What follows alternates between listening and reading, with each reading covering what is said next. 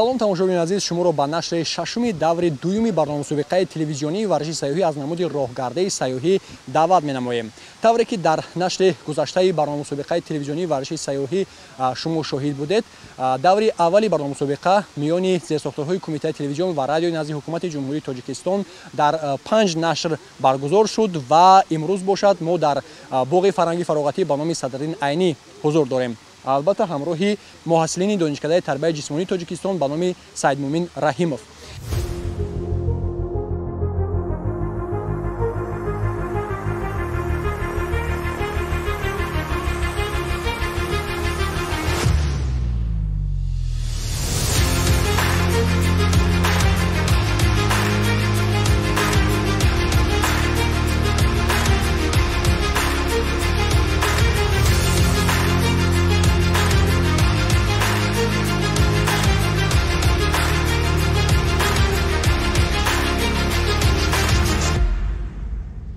биандагони азиз, ҳоло ба ҳар як иштирокчӣ аз дастаҳо рақами ягона тақсим карда дода шуд ва ҳоло бошад омодагии онҳо барои баргузории қисмати аввал, яъне мастер-класс омӯзиши қоидаҳои роҳгардаи сайёҳӣ гузаронда мешавад ва пас аз чанд лаҳза барномасобиқаи телевизионии варзиши сайёҳӣ аз намуди роҳгардаи инфиродӣ миёни духтарон, миёни писарон ва гурӯҳӣ баргузор мегардад.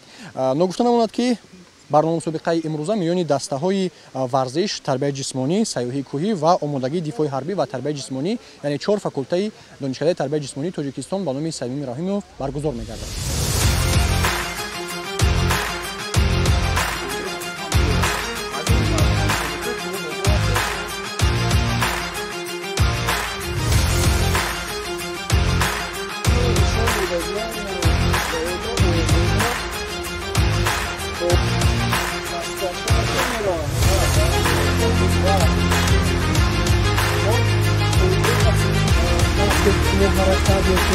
боиси қайд аз барномасобиқаи телевизионии варзиши сайёҳӣ аз намуди роҳгардаи сайёҳӣ ки бо ибтикори муассисаи давлатии телевизиони сайёҳӣ ва ҳунарҳои мардумӣ дар ҳамкорӣ бо донишкадаи тарбияи ҷисмонии Тоҷикистон ба номи Саидмӯмин Раҳимов, мақомоти иҷроии ҳокимияти давлатии шаҳри Душанбе, Федератсияи варзиши сайёҳии Тоҷикистон ва ширкати сайёҳии ватании Амиртур бо мақсади тарғиби тарзи ҳаёти солим, оммавигардонии варзиш, рушди варзиши сайёҳӣ аз намуди роҳгардаи сайёҳӣ, муаррифии боғҳои фарҳангии фароғатии пойтахт ва ба роҳ мондани робитаҳои дӯстона миёни муҳассилини муассисаҳои таҳсилоти олии касбии мамлакат баргузор мегардад таҳти назорату идора ва баҳогузории касбии доварони Федератсияи варзиши сайёҳии Тоҷикистон сурат мегирад.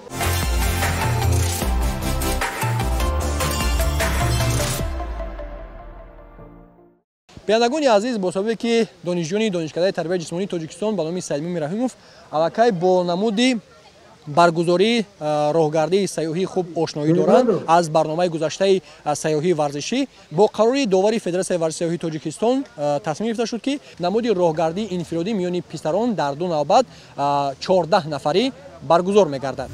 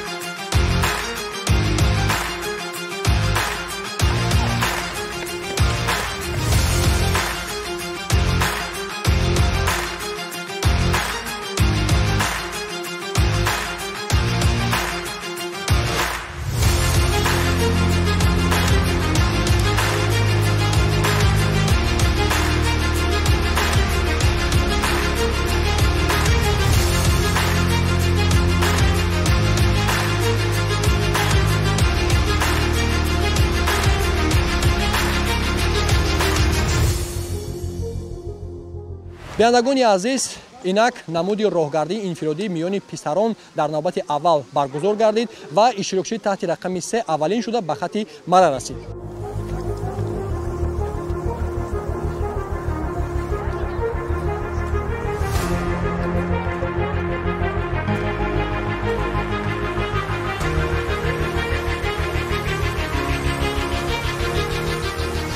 من بار نخست در چنین مسابقه اشتراک کردم، راستی با من خیلی شوق‌آور بود و سزاوار جای دوم شدم. از نمود راهگردی انفرادی سزاوار جای دوم گشتم.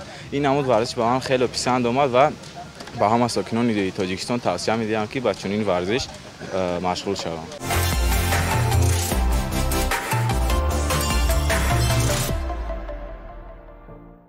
بینندگان عزیز، عین حال نوبت دومی رقابت‌ها میان پسران دسته‌ها شروع می‌شود و می‌بینیم که این دفعه اولین شده به خط مره از میان پسران کی میرسد و طوری که شاهد بودیم در نوبت اول از میان پسران دسته‌ها اشتراکچی تحت رقم 3 اولین شده به خط مره رسیده بود. 1 2 3 استارت.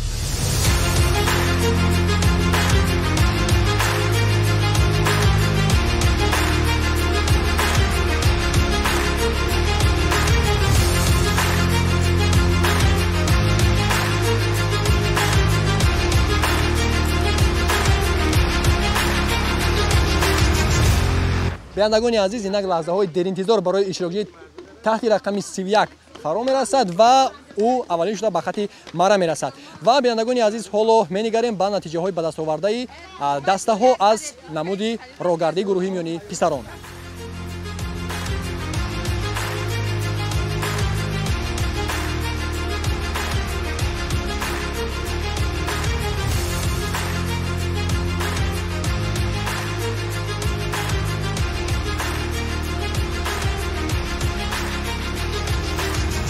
امروز در باغ صدرالدین عینی جمع آمدیم با همراه همکورسا و چنین مسابقه‌های واسه اشتراک کردیم. جای یکم گرفتیم. به نهایت بازی‌های شوق‌آور میباشد. با همه توصیه می‌دهم که با چنین نمود ورزش مشغول شوند.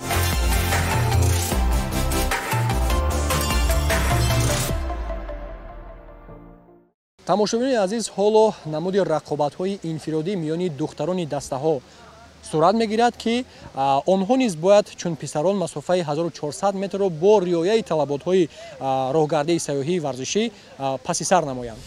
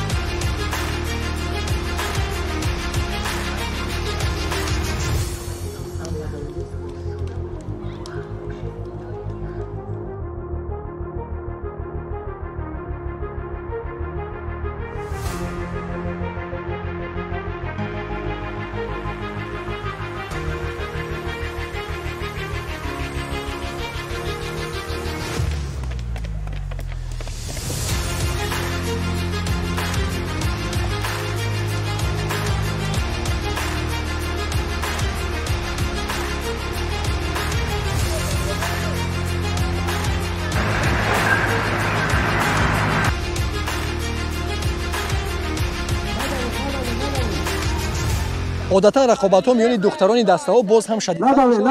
ببینیم دو دختر اشتراکی تحت رقم 25 اولین شده به خط مره میرسند. اما باز هم طلبات‌های قاعده‌های ورزشی سیاحی را رعایت نکردند. اشتراکی تحت رقم 17 و نهایت اشتراکی تحت رقم 8.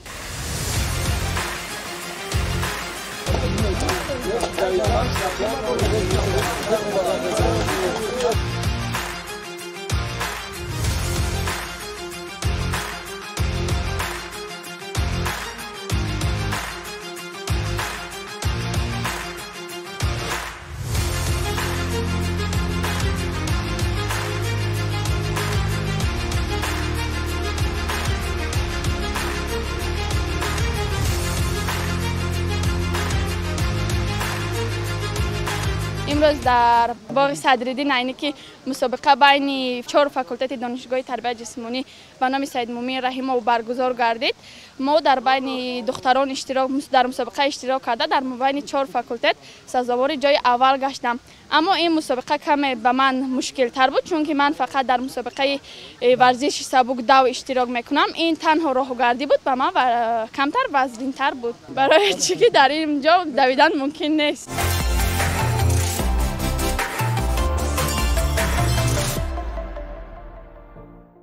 بینندگان عزیز، عینی حال نمودی راهگردی گروهی میان دسته‌های دانشکده تربیت جسمانی برگزار می شود و یک فرقیت مخصوص این نمود از نمودهای انفرادی در آن است که اگر در نمودهای انفرادی اولین نفری که به خط مرا میرسید او غالب حساب میشد، در نمود راهگردی دستوی باشد نفری آخرین دسته که به خط مرا میرسد، یعنی وقتی انا همون نفر حساب کرده می شود و نسبت به دیگر دسته ها غالب محسوب می یابد و حالا باشد نمودی راهگردی دستوی شروع می گردد.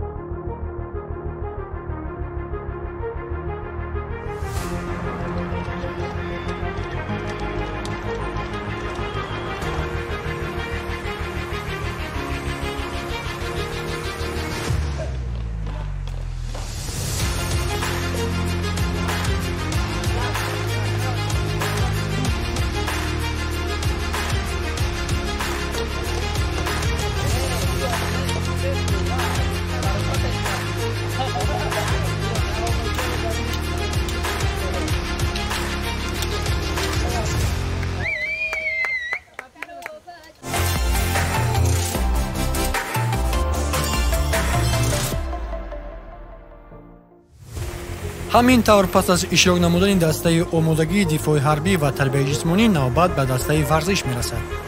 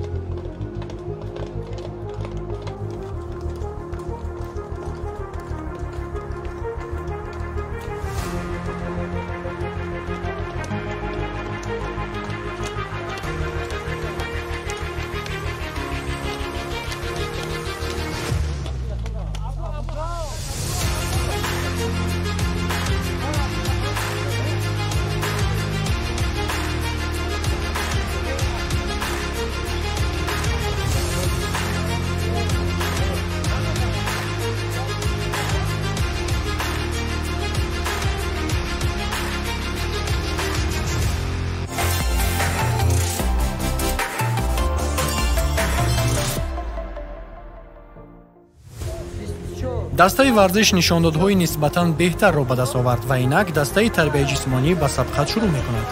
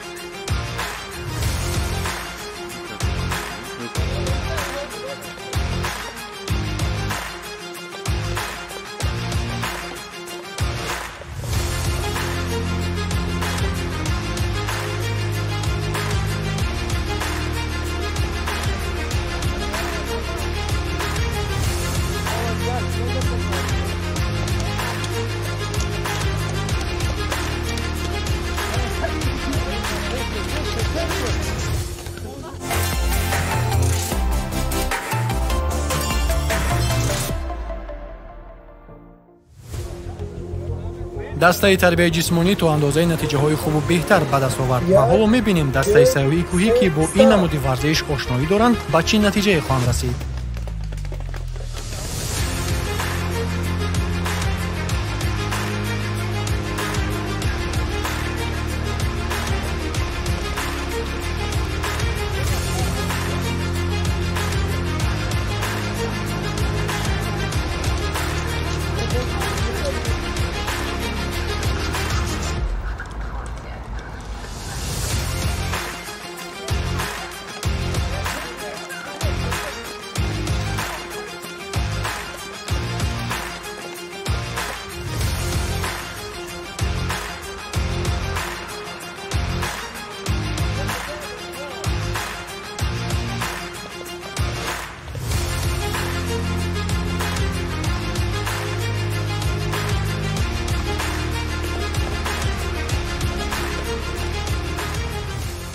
биандагони азиз, инак лаҳзаҳои ҳассос барои дастаи сайёҳии кӯҳӣ фаро расид. айни ҳол дастаи омодагии дифои ҳарбӣ ва тарбияи ҷисмонӣ, дастаи варзиш, дастаи тарбияи ҷисмонӣ ва дастаи сайёҳии кӯҳӣ дар намуди роҳгардии гурӯҳӣ миёни дастаҳо ширкат варзиданд ва ҳоло бошад менигарем ба натиҷаҳои ба дастовардаи онҳо аз намуди роҳгардии гурӯҳӣ.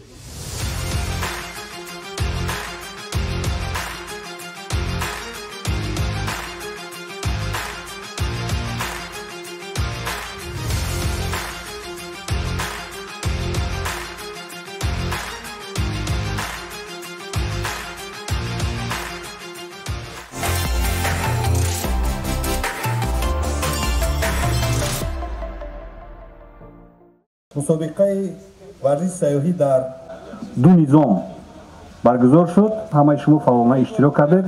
баъзе талаботҳо буданд ки довар ба инобат гирифт, қайд кардаги аст. ҳозир сухана ба довари мусобиқа Турамурод Одиназода медиҳем ки то натиҷаҳоро эълон кунад. боиси ифтихор аст ки якмин донишкадае ки аз намуди роҳгардии масофавӣ иштирок намуде, на балки дар байни донишгоҳ, балки дар сатҳи ҷумҳурӣ бори аввал аст чунин барнома мусобиқа ташкил шудагиай. хуб ин боиси фахр ва дар варзишҳои оянда барои шумо муваффақият хона. ҳозир натиҷаҳое ки мо ҳисоб карда баромадем аз намуди инфиродӣ байни писарон ҳозир эълон мекунем. варзишгари рақами 31 Зарипов Муҳаммад 3 дақиқаи 39 сонияда аз факултети сайёҳии кӯҳӣ. хоҳиш мекунем пеш бурем. ҷои аввал. хоб рақами 3 Исоев Парвиз 340 сомон. ҷои дуюм аз факултети омодагии дифои ҳарбӣ. ҷои сеюм рақами 19 Музаффарзода Искандар 3 дақиқаи 40 сония то 5. факултети тарбияи ҷисмонӣ. ин буд ҷои ифтихорӣ از بین پسران از نمود انفرادی بین بانوان ورزشگاه رقم 17 محکم و مرجانه فاکولته تربیت جسمانی جای اول 3 دقیقه 39 ثانیه تا 4. ورزشگاه رقم 8 عطایه شریفه 3 دقیقه 47 ثانیه از فاکولته آمادگی دفاع حربی. خب برای شما مرحمت. برای جای سوم 2 تا ورزشگاه با رقم 25 و 9 قاعده و ارکانی خاطر راه داده، همین خاطر جای سوم رو معین کرده نتونستیم. از نمود گروهی یکم جای اشغال کرده از فاکولته سیاحی کوهی 4 دقیقه 8 ثانیه تا 63. دوم جا فاکولته تربیت جسمانی 4 دقیقه 16 ثانیه تا 22. سوم جا فاکولته آمادگی دفاع حربی 4 دقیقه 35 ثانیه تا 59. بازی ها آینده دسته فاکولته سیاحی کوهی روخت گرفتگی است. خب از نمود انفرادی همین 3 تا جایی که ما معین کردیم اونها را هم روخت گرفتگی به دور دوم مسابقه بین پسران و دختران. و همین برنامه مسابقه تلویزیونی اوید به ورزش سیاحی از نمود راهگردی سیاحی جنبست شد و در نشرهای من بعد در دوره‌های من بعد به غالبان بردباری تمنا میکنیم.